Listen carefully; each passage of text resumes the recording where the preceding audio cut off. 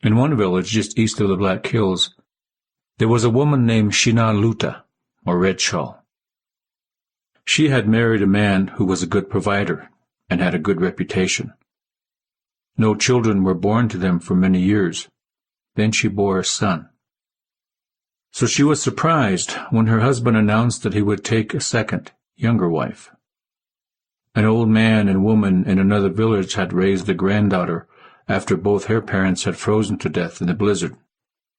They were getting on in years and wanted to see their granddaughter, Necklace, married to a good man, so they approached White Wing, Red Shawl's husband, and he had agreed.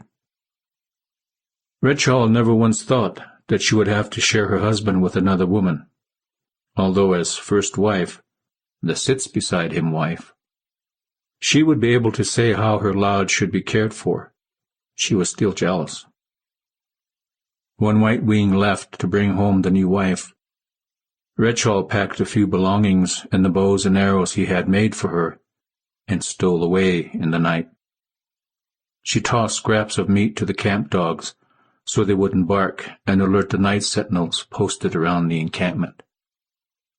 She told no one of her plan, so when her lodge door stayed shut for several days, the people suspected she had left but didn't know where she might have gone. Some had seen such things before, a first wife moving out because of jealousy.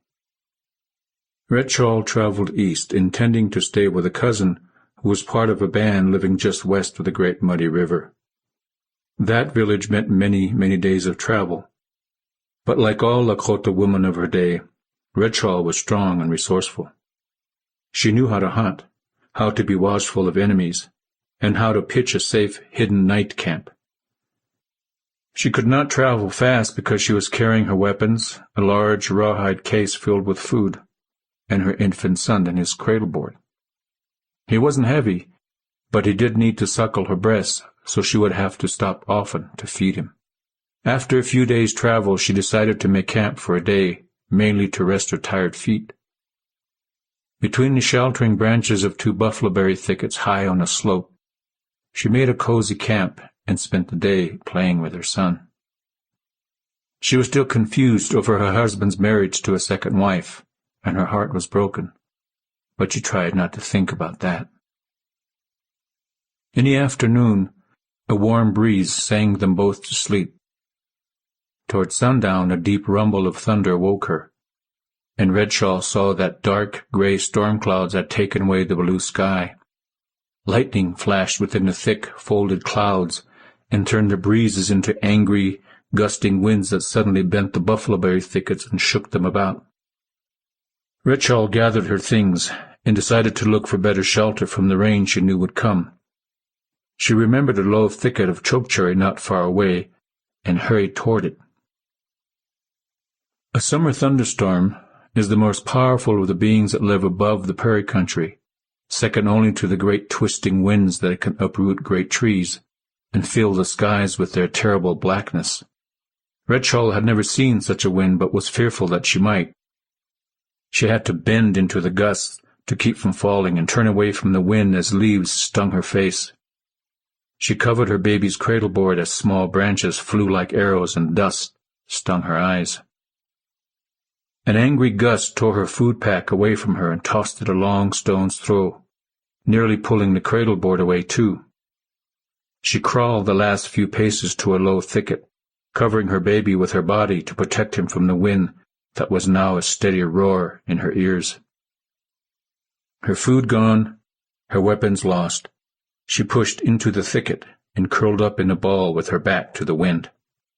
Then came wind-driven, cold, heavy drops that felt like pebbles when they hit bare skin, and with them came a sudden darkness. Red Shawl could do nothing but huddle over her baby to shield him from the storm. The rain turned into a cloudburst, drenching the land. She was soaked to her skin, and her deer-hide dress was cold and heavy. Little by little the wind slowed, but the rain kept pounding the land. Tiny streams of water coursed around them, and Red Shawl had to lift the cradleboard off the grass to keep her baby as dry as possible. Wiping the water out of her eyes, she tried to look around for a high spot, a hill or a knoll, knowing the safest place for them was high ground. Red Shawl had never been alone in bad weather. In the past, when a winter blizzard soared over the land, she was safe in her mother and father's lodge. When a spring and summer windstorm suddenly fell upon them, everyone in the encampment pounded down the picket pins tight and closed their lodge doors. If there was danger, it didn't seem as bad because many people were around. Now, as the cold rain pelted her face, Red Shawl suddenly understood what it meant to be truly alone. She was alone in a dark land that existed only as far as she could see. She hung on tight to the cradle board and headed for the south side of a long gully, hoping to climb its ridge and find some shelter, any shelter. Slipping and sliding in the mud slowed her down, so she stopped to rest in the lee side of a sturdy cottonwood tree. The rain kept coming down heavier and heavier, until every low area was running with water. A soft whimper reminded her that her breasts were full, and it was time to feed the baby. Turning away from the rain as much as she could, she opened the covering of the cradle board and fed the hungry baby. For a few moments, she forgot about the rain as she enjoyed the closeness she felt with her baby. He was so hungry, he quickly drained her breast, so she switched him to the other. Resting against the tree, Red Shawl shivered in her wet clothes, thankful that she had managed to keep the baby as dry as possible. The sudden storm had shaken her up, reminding her that life was a journey full of the unexpected, like a second wife for her husband. She knew his reason for taking that second wife was not to replace her, but to provide a place for someone who would need a provider and a protector. Red Shawl looked at her son, at his trusting eyes. Her fit of girlish jealousy had placed him in danger. She felt small and foolish. When the storm passed, she would head home, she decided. The wind had taken away her food and weapons, and it would be beyond foolish to continue her journey. Perhaps, she thought, the wind was trying to teach her a lesson. Red Shawl drew her son close, and then heard a low, rumbling noise. A strange kind of thunder seemed to roll down from the sky. Then she realized it was not thunder from the clouds or the wind. It was a flash flood rolling down a deep gully, the gully she was in. Red Shawl had never in her life seen anything like the mass of dark rolling water rushing toward her. Broken tree branches rolled with the churning water, reaching up and out like hands wanting to pull her in. It was no use to run, she knew. The rolling water would sweep them away. She forced herself to look away from the approaching death, and somehow looked up to the fork of the sturdy cottonwood. But there was no time to climb. She stood and reached up as high as she could and jammed the cradle board into the fork of the tree. Tying the straps around the fork, she prayed, even as she wept, "Grandfather, take me if you must, but spare my son." The cold water grabbed her legs and pulled her into its churning black current. Red Shawl awoke in cold and blackness, yet her body seemed hot with pain as she coughed and coughed. After painfully pulling herself to a sitting position, she realized she was caught in sandbar willows. She was somewhere near a river or a creek, she thought, because sandbar willows only grew along stream banks. Then she heard the gurgling voice of flowing water. Remembering the flood, she tried to jump to her feet. A hot, stabbing pain in her ankle stopped her, and she had to lean back until the pain passed. In the blackness of the night sky above, she saw stars. The storm had passed. Shivering, she tried to remember everything, but the only picture in her mind was a churning wall of dark, murky water. Except for the cold night air, the pain in her ankle, and the fullness in her breast, she was without feeling or memories. Then her heart seemed to stop. Her breasts were full, ready to be suckled. Her baby. Where was her baby? Memories of the day past swept her away, throwing her down into a dark hole of despair. She had lived through the flash flood, but she had lost her baby. Red Shawl curled up in the cold, wet mud and wept. The pain in her ankle was nothing compared to the searing grief in her heart. She tore at her hair and clothes as her pain cried out from the pit of her being. Then she pounded the mud until her fists were numb. Slowly, then a clear memory of the flood began to push itself into her mind, like the sun chasing away a storm cloud. Red Shawl remembered the sturdy cottonwood tree. She remembered putting the cradle board in a fork and tying it fast. She wept again, but this time in hope. Perhaps the flood hadn't taken her baby. Perhaps the cottonwood had been strong enough to stand in a churning current. Ignoring the pain in her ankle, she rose and staggered around in the darkness. There was only one thing to do: find that tree. Though the sky was filled with stars, there was no moon.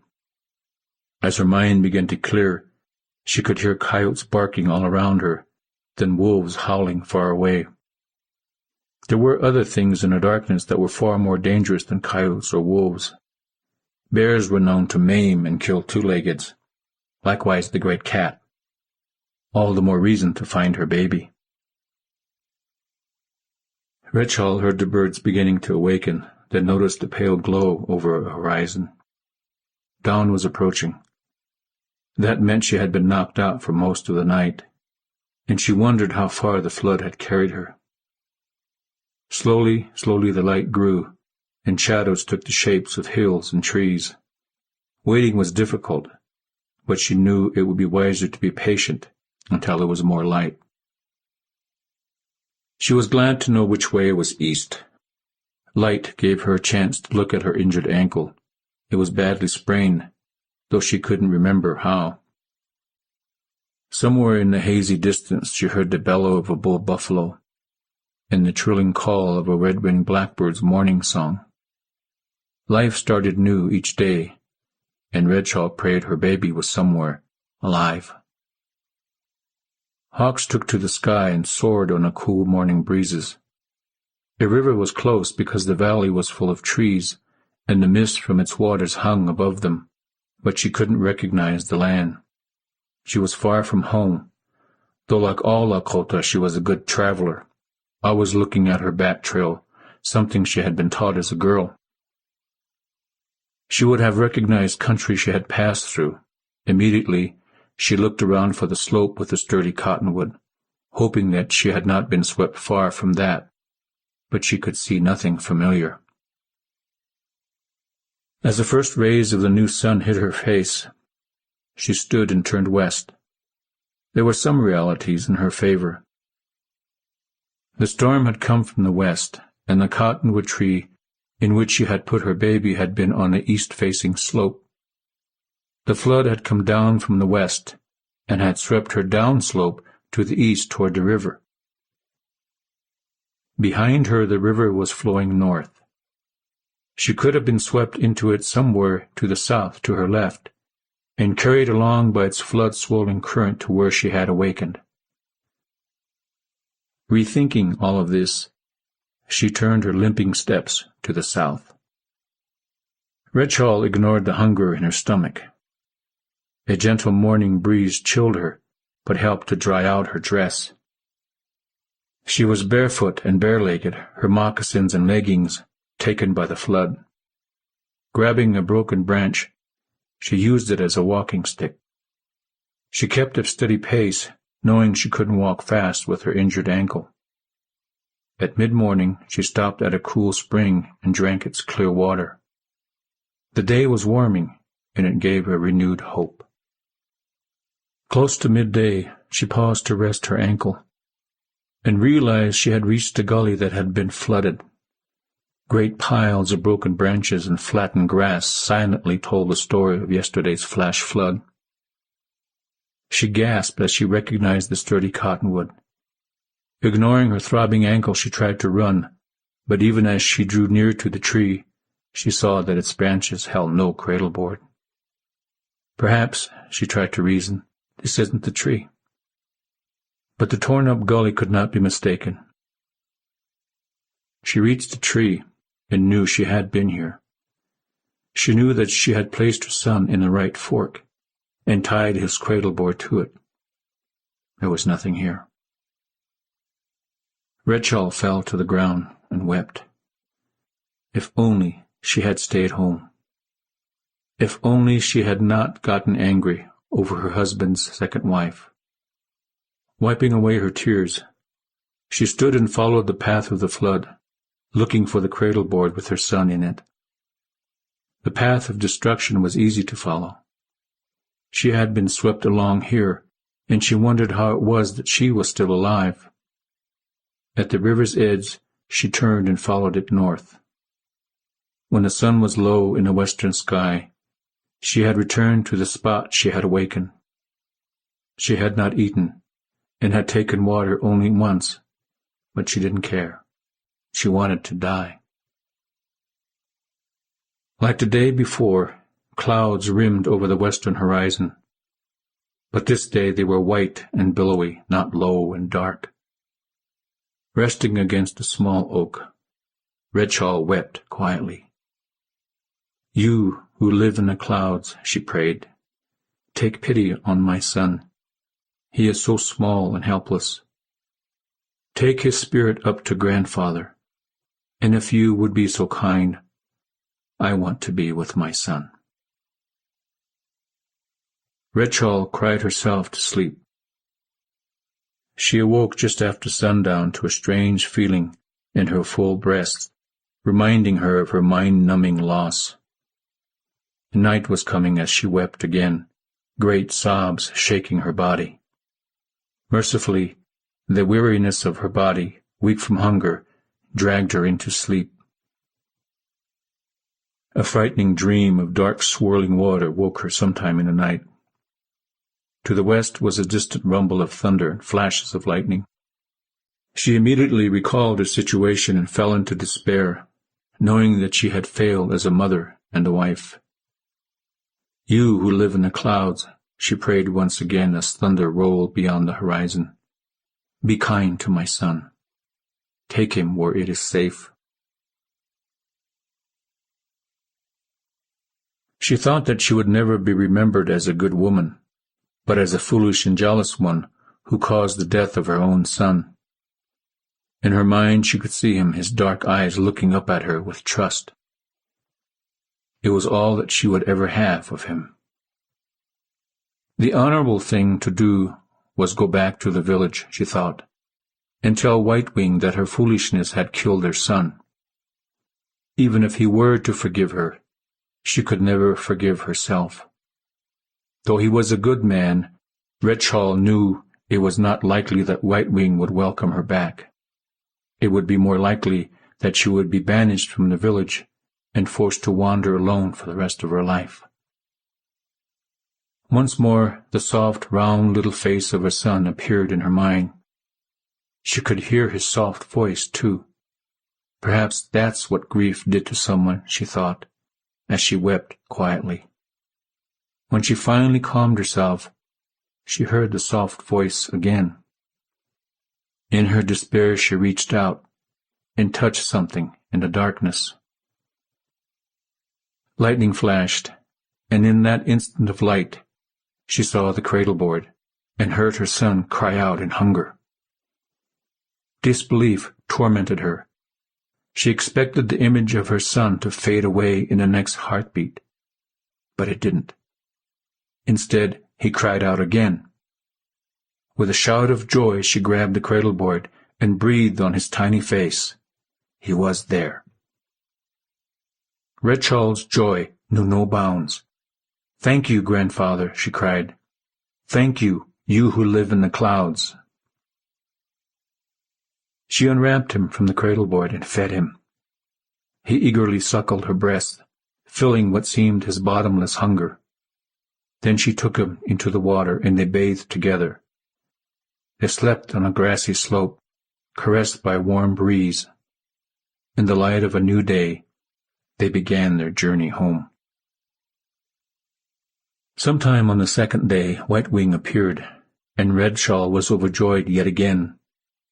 From their appearance, he could tell that his wife and son had been through a difficult time. He made camp and saw to their comfort. "I have decided to take Necklace back to her grandparents," he said. "There are many good men who could take her for a wife." "No," said Red Shawl. "That would bring her shame. I will welcome her into our lodge because I will always be honored to be your first wife." Then she told him about the flood, and that their son had been lost and then returned by the thunders. Though she never questioned why her son had been returned, for the rest of her life Red Shawl wondered how it had happened. It was a joyful mystery, and a reality that was sometimes hard to believe, one that she looked upon as a gift. To show gratitude for such a gift, she knew she had to give of herself in return. So Red Shawl took her rightful place as White Wing's first wife and welcomed Necklace as she would a sister. In time, they became close, and both were known far and wide as selfless and devoted mothers. Red Shawl's son grew tall and strong and was devoted to his mother. When he was 15, White Wing bestowed on the boy the name his mother had given him. For the rest of his life he was known as Wakia Agalipi, brought back by the thunders. Red Shawl lived a long life and was regarded by many as a good, wise woman. When someone would praise her for her wisdom, she would thank them and quietly tell a story of how her son came by his name, and how even foolishness can lead to wisdom.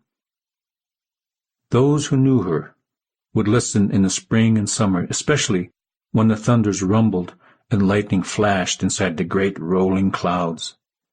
They would listen as she stood outside her lodge, singing an honor song for those who lived in the clouds.